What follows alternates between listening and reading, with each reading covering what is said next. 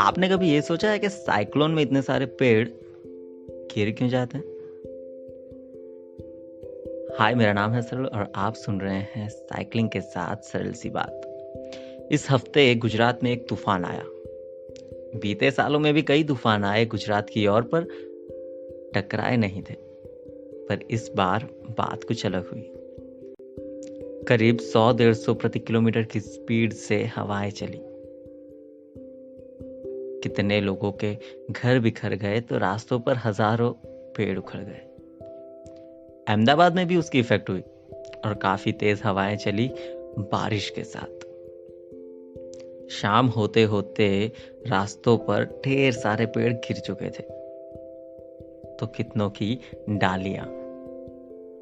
उन पेड़ों को देखकर ख्याल आया कि ऐसा तो क्या था कि ये तूफान का सामना नहीं कर पाए। हवाएं काफी तेज थी, ये बात सही है, पर बाकी पेड़ों ने भी तो सामना किया। ये क्यों गिर गए? थोड़ा सोचने के बाद पेड़ गिरने का कारण समझ आया, और वो था बॉन्डिंग। चाहे वो जड़ों की जमीन के साथ हो या डालियों की पेड़ के साथ। ज्यादातर जो भी डालियां रास्तों पर गिरी थी वो पुराने पेड़ों की थी, और शायद बीते सालों के साथ और डालियां बढ़ने के साथ पुराने वाली का बॉन्डिंग कम होना जायज भी है। बिल्कुल हमारे रिश्तों की तरह। कुछ रिश्तों को गुजरते वक्त के साथ हम टेकन फॉर ग्रांटेड ले लेते हैं।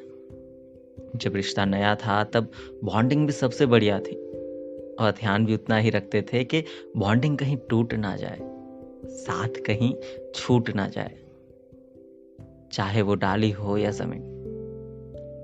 बॉन्डिंग एक बहुत ही इंपॉर्टेंट फैक्टर है। और फिर जब कोई मिसअंडरस्टैंडिंग का तूफान आता है तो सबसे पहले टूटती है वही डाली या टूटता है वही रिश्ता जहां बॉन्डिंग की कमी होती है। तो तूफान से लड़ने के लिए जो सबसे जरूरी चीज है वो है बॉन्डिंग। चाहे वो पेड़ की डाली के साथ हो या जड़ों की जमीन के साथ। और उसे गुजरते वक्त के साथ कैसे और मजबूत करना है वो सोचेंगे, तभी तूफान का सामना हम कर पाएंगे। वरना ये नहीं तो कोई और तूफान गिरा तो हमें देगा ही। तो बस ये था आज का पॉडकास्ट। कैसा लगा कमेंट सेक्शन में जरूर बताइएगा, और अपने रिश्तों की बॉन्डिंग स्ट्रॉन्ग बनाए रखने के लिए ट्रस्ट, केयर और ढेर सारा प्यार का सॉल्यूशन उसे देते रहिएगा।